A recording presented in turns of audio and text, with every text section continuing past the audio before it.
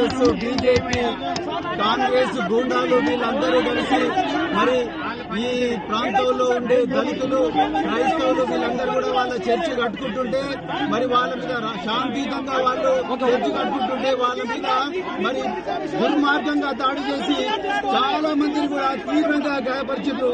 దాన్ని ప్రొటెస్ట్ చేయడం కోసం ఇంతవరకు వాళ్ళని ఒక్కరిని కూడా మరి అరెస్ట్ చేయలేదు.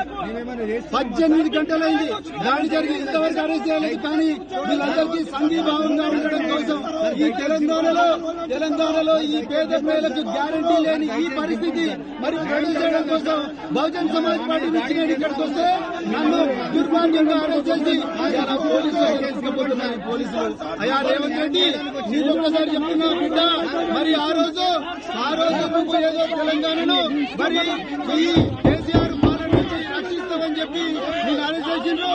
కానీ నిన్ను అంతానికి ఇచ్చిండ్రు.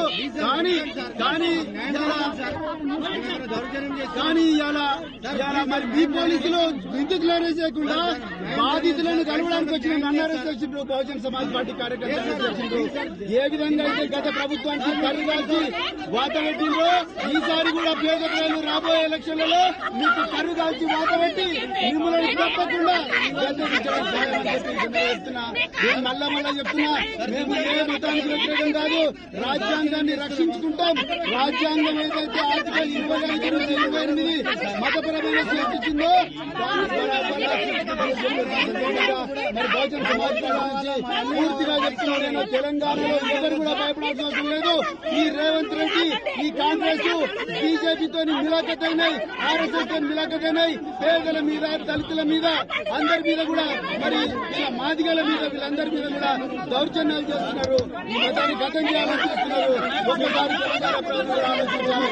నరేంద్ర మోడీ గారు మీరు రామరాజ్యం ఉన్నారు. ఇదేనా రామరాజ్యం అంటే రేవంత్ రెడ్డి నీకు ఇందుకోసం